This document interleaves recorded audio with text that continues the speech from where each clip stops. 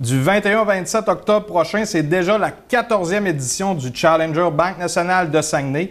On en parle avec une figure bien connue dans la région, même au Québec, au niveau du tennis, Caroline Delisle. Caroline, ça va bien? Oui, ça va très bien, merci. Merci d'avoir accepté l'invitation. Ça me fait très plaisir. Alors, on va débuter avant de parler un petit peu du Challenger. Il se passe beaucoup de choses dans le tennis canadien, beaucoup de succès de nos Canadiens et Canadiennes. Qu'est-ce qui attribue ce succès-là présentement?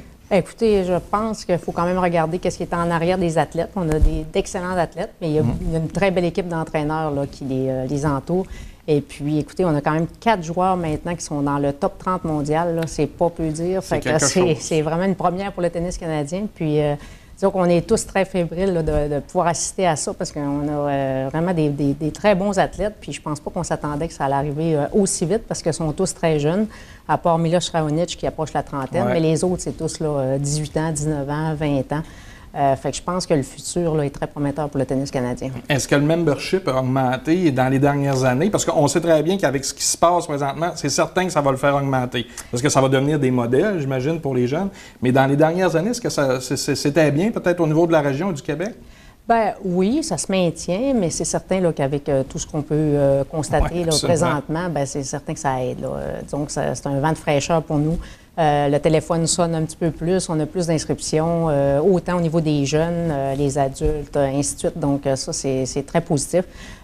Puis, c'est un petit peu partout. Hein. C'est pas juste ici au Saguenay, c'est partout au Québec, au Canada.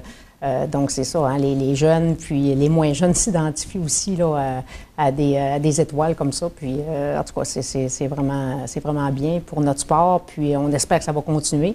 Je sais qu'il y en a d'autres en arrière qui poussent aussi, puis qui veulent aussi là, atteindre les premiers rangs mondiaux. Donc, en tout cas, je pense que c'est vraiment une belle source là, de motivation là, pour nos jeunes. Ouais. Puis au niveau de la région, on estime à peu près combien de joueurs de tennis? C'est-tu chiffrable ou c'est quand même difficile à... Bien, nous, notre école de tennis, on a peut-être environ 200 jeunes là, qui participent c'est ça, à nos activités durant toute l'année.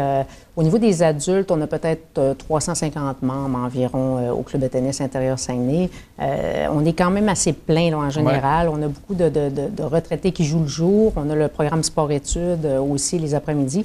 Les soirs, c'est plus des ligues là, régulières du mois de septembre à mai. Des ligues adultes. Puis, bon, on a aussi d'autres petits cours qu'on donne durant la semaine, des cours adultes, des cours juniors, puis la fin de semaine aussi. Donc, c'est quand même bien parce que le taux d'occupation est très, très élevé. Donc, c'est ce qu'on souhaite aussi. Puis, c'est positif. Ouais. Donc, si les gens voudraient s'inscrire, c'est peut-être un petit peu difficile pour cette année ou il y a quand même, pour certaines ligues, ou juste avoir des cours, en fait? Oui, c'est ça. On a quand même des plages horaires là, qui peuvent, peut-être répondre à plusieurs demandes. Puis, c'est ça, surtout les fins de semaine. C'est sûr que les soirs de semaine, c'est plus difficile, mais, effectivement. Mais c'est ça. On est capable de trouver des petits trous là, à gauche, à droite. Ça, est-ce que c'est 12 mois par année qui fonctionne, le club de tennis intérieur? Je pense que oui. Hein? Non, on est fermé l'été. C'est ça, l'été, on donne plus des cours à l'extérieur. C'est ça, oui, effectivement. Puis, c'est ça. Fait que nous, c'est plus du mois de septembre au mois de mai, mai-juin, disons, pour les cours juniors. Mais on n'est pas fermé très, très longtemps. Mais il faut dire que l'été ne dure pas très, très longtemps non plus. Laissez la place au golf un peu, parce qu'on doit avoir sur vous des gens qui jouent au tennis et du golf aussi. Oui, le golf, le vélo. C'est ça. Les gens font d'autres choses. C'est correct aussi. Il y en a qui continuent à jouer au tennis à l'extérieur. Mais il y en a qui profitent des chalets, les roulottes, bon, ainsi de suite. Fait qu'il y en a un petit peu pour tous les goûts. Là. Si on parle du pourquoi vous êtes ici aujourd'hui, c'est vraiment déjà la 14e édition du Challenger. Qu'est-ce qu'on peut s'attendre dans cette 14e édition-là? Bien, écoutez, à chaque année, on a vraiment là, du très bon niveau de jeu. On accueille là, des joueuses d'un petit peu partout dans le monde. On a toujours environ 20, 22, 23 pays représentés. On est très, très fiers de notre tournoi. Je pense qu'on a une équipe exceptionnelle. On fait vraiment là, du gros travail, puis c'est vraiment toute l'année. On travaille très, très fort. Il y a beaucoup de commanditaires. Il y a beaucoup de bénévoles impliqués. Puis, disons que rendu à la 14e année, on peut dire qu'on est quand même, on est assez rodé. Là. Si on se compare au début, c'est ça que je parlais tout à l'heure, là, les estrades en bois. Écoutez, on est parti de loin, mais puis à ce moment-là, la bourse était beaucoup plus petite aussi. C'était 25 000 on parle de 60 000, c'est ça? Oui, c'est ça. C'est 60 000. Bon. Donc, c'est ça. On attire quand même de très bonnes joueuses. C'est souvent des joueuses qui sont classées entre le 100e rang mondial jusqu'au 400e au niveau du tableau principal. Puis, écoutez, juste donner un exemple, l'année passée, Bianca Andreescu, qui est maintenant 4e au monde, était la 7e favorite à notre tournoi, 240e au monde. Puis, écoutez, elle a fait vraiment là, une ascension incroyable là, au niveau du classement mondial en si peu de temps. Là. Puis, on parle de beaucoup de joueurs, entraîneurs. Est-ce que ça amène beaucoup de gens dans la région, au niveau aussi des touristes ou des gens qui viennent voir? Ça amène-tu un peu on a un petit peu de monde, c'est sûr, de peut-être Québec, tout ça. Okay. Il y en a même de Montréal là, qui viennent. Là. C'est certain qu'il y a beaucoup d'entraîneurs, il y a de la famille, il y a toutes sortes de gens qui viennent puis qui vont justement coucher dans les différents hôtels et tout. Puis c'est ça, on essaie toujours d'attirer le plus de monde possible, mais c'est certain que, dans la région, on est quand même satisfait. Là. On attire quand même toujours beaucoup de spectateurs. Puis il y a beaucoup de monde qui aime le tennis, qui aime regarder le tennis. C'est pas nécessairement des joueurs de tennis ou des joueuses de tennis, mais ils aiment regarder le tennis. Puis il faut dire qu'il y en a beaucoup à la télé aussi. Fait que c'est sûr que c'est un sport quand même qui est agréable à regarder. Donc. Puis si on parle de la semaine, là, ça dure 6 jours, au 21 au 27. Est-ce qu'il y a des matchs à tous les jours? C'est quoi l'horaire un petit peu? Oui, il y a des matchs à tous les jours. Ça débute le lundi. Disons que c'est différent des autres années. Avant, ça commençait le samedi.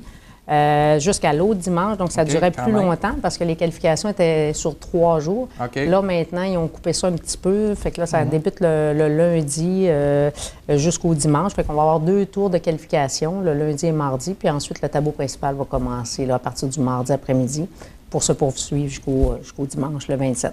Si les gens veulent assister, est-ce qu'il y a des billets individuels par journée? Est-ce qu'il y a des passeports? Comment ça fait? Et s'il y en a, comment on peut se procurer tout ça?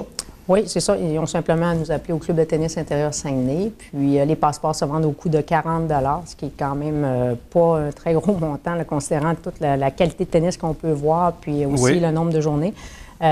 Donc, puis il y a des billets individuels aussi. Là, si les gens veulent s'acheter des billets individuels, ça va de 5 $ jusqu'à 20 $, tout dépendamment des sessions. C'est abordable, oui. C'est ça, c'est très abordable. Les enfants 12 ans et moins ne payent pas. Donc, oui, ils peuvent nous appeler au club de tennis. Ça va nous faire plaisir là, de leur donner l'information. J'ai comme l'impression qu'on va attirer beaucoup de monde cette année. Tu sais, quand on pense justement qu'Andreescu était à Saguenay l'an passé puis est 3e au monde, c'est quand même... C'est quand même spécial. Là. Ça n'arrive pas toutes les années, mais en tout cas, en fait... Non, là, il faut en profiter. Puis effectivement, oui, ça appelle beaucoup. Il y en a beaucoup qui ont appelé parce qu'on avait une conférence de presse là, hier. Les gens appellent pour s'informer, le coût des passeports, tout ça. Donc, on est très, très contents. On peut pas être ça peut pas être mieux pour nous. Là. Bianca qui a gagné l'US Open, ça fait seulement quelques semaines de ça. Fait que, pour notre challenger, c'est fantastique parce que Bianca a quand même joué pendant 3 ans. 2016, 2017, 2018. Puis on l'a bien connue, puis disons qu'on l'a adoptée dans le fond, puis c'est une gentille fille, puis on est très, très heureux pour elle.